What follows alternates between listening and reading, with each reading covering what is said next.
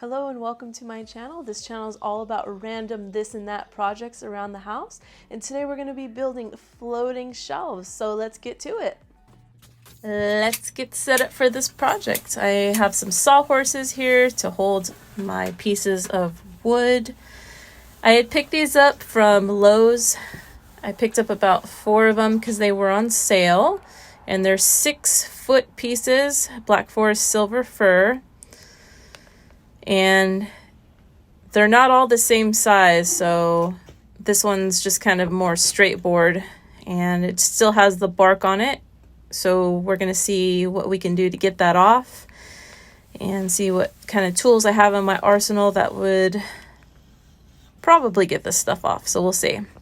So I have a hammer, a mallet, and these 2 chisels. I know they're not the correct chisels, but we are going to see what they do.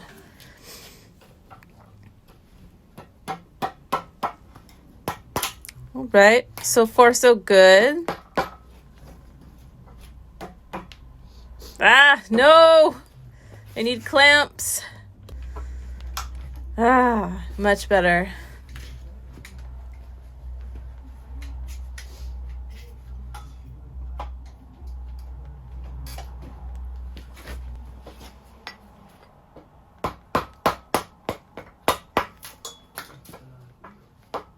Alright, so I know this is not the correct tool for removal of this, but it's working alright. This is all I had in my garage, so just using what I have.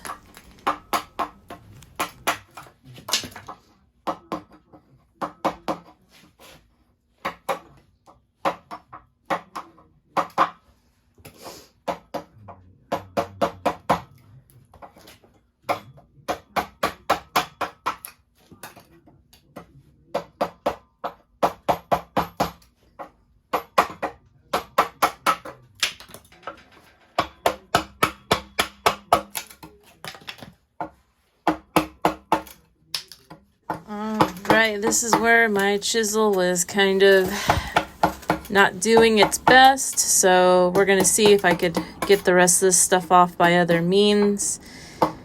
But I did get a lot of the bark off, as you could see, so it did do a really good job. But yeah, it's definitely time for a different tool to get the rest of this more stubbornly caked on bark. And this is what we are left with. So we are going to try 3 different methods to clean off the edge. The first one is a Nylock flapper wheel. This is 120 grit, and this method keeps the original characteristics on the live edge without marring the wood. So we're going to test that out. The second method is an angle grinder with an 80 grit flapper wheel. And the third method we're going to try is a palm sander with 80, 120, and 240 grit sandpaper. And we're going to find out which one does the better of the job for keeping the characteristics on the live edge. Alright, so let's start our first board. The first method I'm going to use is the angle grinder with the 80 grit flapper wheel. I can definitely say it removes the material super easily. However, doing this process, I'm noticing that it's marring the wood pretty badly. I'm trying to be as careful as I can, but even still being careful, I am still marring the wood pretty bad. So moves material fantastically, but yeah, if you don't like marred wood look on your live edge, then I would not recommend doing it with the angle grinder.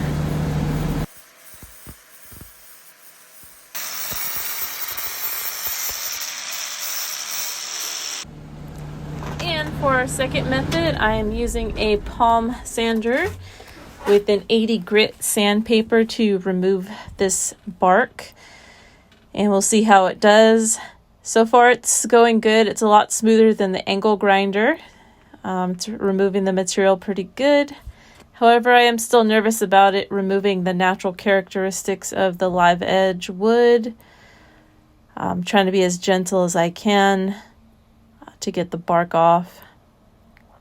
But it's working pretty good. Definitely smoother and a lot more easier to control than the angle grinder. So I would definitely recommend this.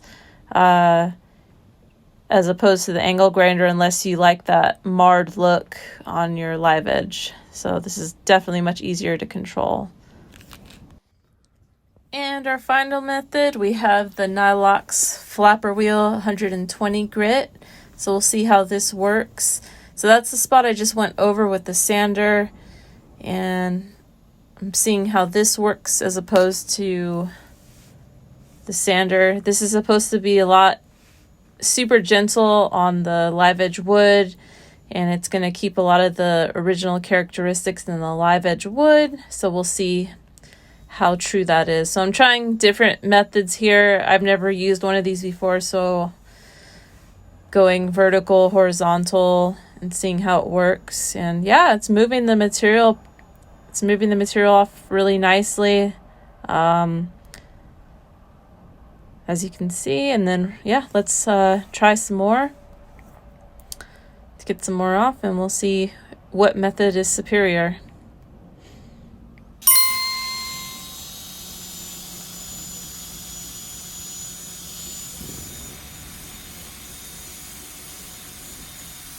Yeah, so far this is really smooth.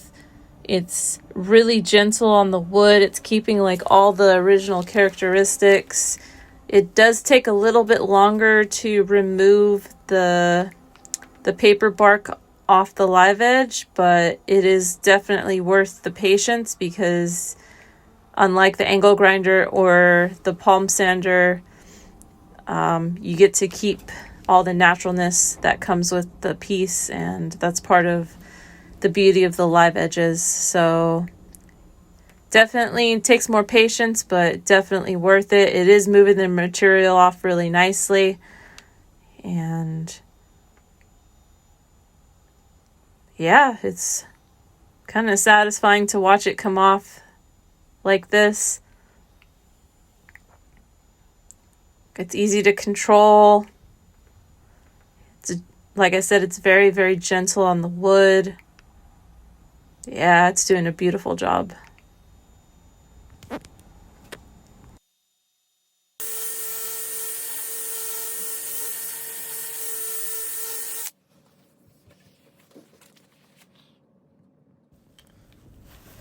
All right, so what I'm doing here is I'm doing a combination of sanding and the Nylock wheel to get some of the more stubborn bark off. I found this combination of both was really effective. Look at the character that's left over. That spot was from the sander. And then, yeah, the Nylock wheel is absolutely superior in keeping the original characteristics in the wood. Look at that. Just beautiful. So I recommend a combination of both, but more heavily on the Nylock wheel. Next, I'm going to be using my circular saw to cut off some of the edges that were kind of messed up when I bought them. I'm just trimming off this little piece.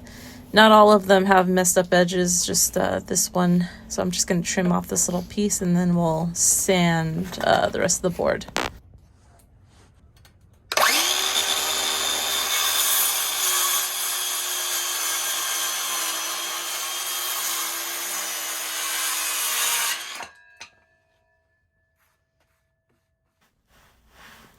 All right, so now what I'm doing is I'm sanding the top and bottom and side of the boards. I'm starting out with 80 grit sandpaper, then I'm going to move up to 120, and then finally for that smooth finish, I'm going to be finishing off with 240 grit sandpaper. And in between sanding sessions, what I'm doing is I am blowing off the board with my air blower so that all the dust comes off in between the sanding. And I'm doing that for each time I switch out the grit of the sandpaper to ensure that I'm getting the best possible finish on the board. And just in case there might be other contaminants on the board. A couple other pieces that I was working on, I was just measuring them to size because some of the shelves in my kitchen are going to be shorter than 6 foot. So I'm just marking it out for the pieces that I need to cut shorter, and using a speed square to mark it out. And I'm going to make the cut with the circular saw again to get the proper length that I need. I think a couple of the shelves I'm going to put up are 4-foot shelves, and then another one is a 5-foot shelf. So I'm taking off a couple feet on this one.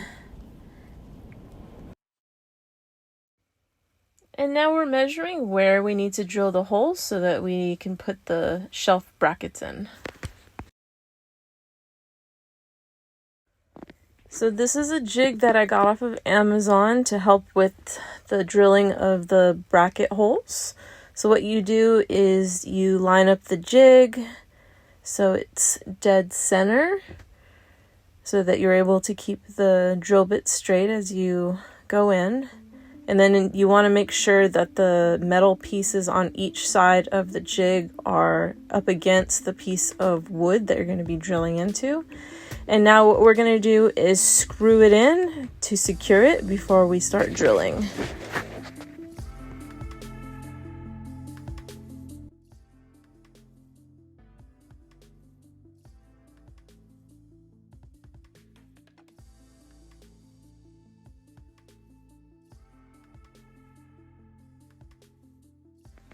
All right, we're ready to start drilling, but when we started drilling, we came to find out that the drill bit was a little too big for the jig. You shouldn't have that problem, but what we ended up having to do is to unscrew that and just take the little piece out, but we still have a piece of the jig on there to help us, to drill straight holes. So we're going to go ahead and do that.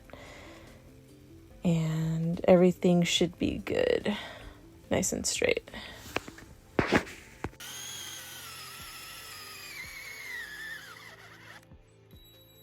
No, dead battery. That is the worst when that happens. Let me change this out really quick. BRB.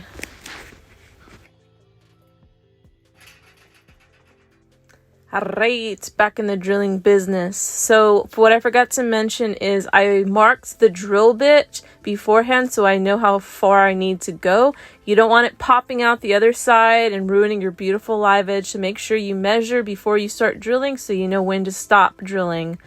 So now we're going to do a clean out with the vacuum and get it all pretty.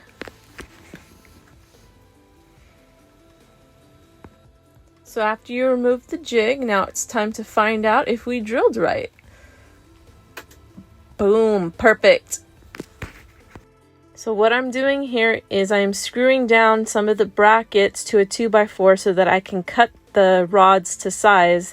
Some of the rods are too big for the live edges that I got because the live edges that I got are different sizes. They have different curvatures, so I am going to have to modify a few of the brackets to make sure that they fit properly and everything is all good. And this is what it looks like. In the making of this, I actually got an idea for a side project. If you have extra rods, you can totally make one of these and use it to hang stuff in your garage for all sorts of stuff. Okay, let's use an angle grinder and a cutoff wheel to cut the rods to size. Alright, so we're just finishing up marking out our holes for the brackets. And then we're just going to finish drilling out everything else that we just cut. And of course, fitting our brackets. So after that, I am just cleaning off all of our dust and debris because our boards are ready to seal. Now the preferred method is to use tack cloths. I didn't have any tack cloths on hand, so I just used what I had, which was a microfiber, and I wiped down all the sides. And now that we're ready for the sealer, what I'm going to use is I have some floor sealer that I use for refinishing my floors, and I think that'll work really good because if a floor can take a beating and this stuff is awesome, I'm pretty sure it'll be great on the shelves. So yeah, this is when I refinished my floors and it just looked great and I loved the way it came out. So I'm just using a foam roller. Make sure you get enough product on the roller, and this is what it looks like, the sealer. And here we go. Another reason why I wanted to use this sealer is I loved how my floors came out. It keeps the natural color of the wood, which is exactly what I wanted for my floating shelves. I mean, look how beautiful. It just keeps the natural color. It doesn't darken it too much. Okay, finishing up sealing the boards, and then I'm gonna let it cure for about 12 hours. While the boards are curing, I'm going to go ahead and lay out the wall that they're going to go on. So 2 are going to go on this wall, and then another 2 are going to go on this wall near the rotary phone. Yeah. So that's our plan. So we're going to do our layout. So we grabbed just one of the boards just to give a visual look of how it would look before we actually commit to the layout. And now we're using our amazing stud finder by Franklin Sensors, best stud finder ever. I will link it in the description. I've used a lot of stud finders, and this is by far the best one. It tells you exactly where the studs are, and we're gonna go ahead and mark it and make sure it's right dead center.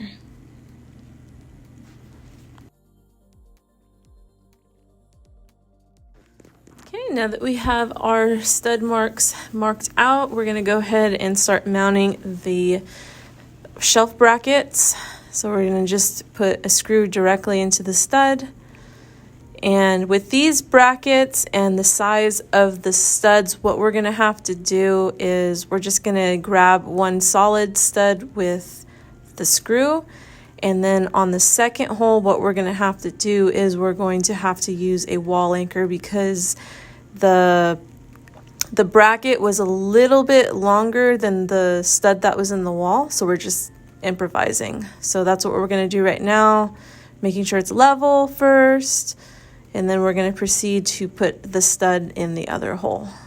So she's marking it out as we speak. And we'll grab our drill and we'll drill out that hole, then we'll hammer in the stud.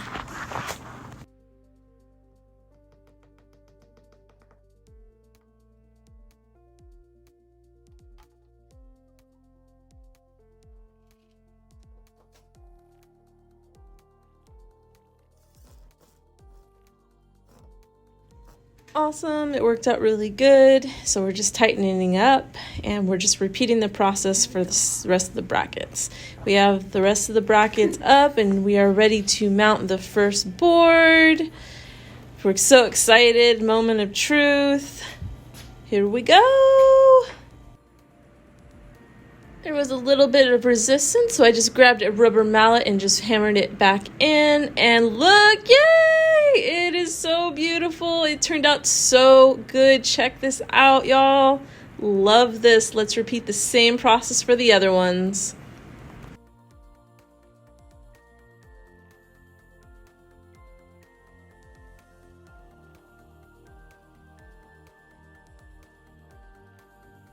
Man, it looks so good. So I'm just finishing up the second wall now. And here is the finished product. We have them all in.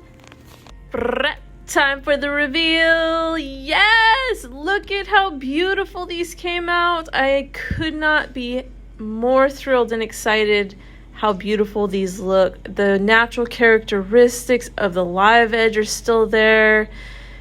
The way they look with the plants on them. These turned out so freaking good. Here's the second set.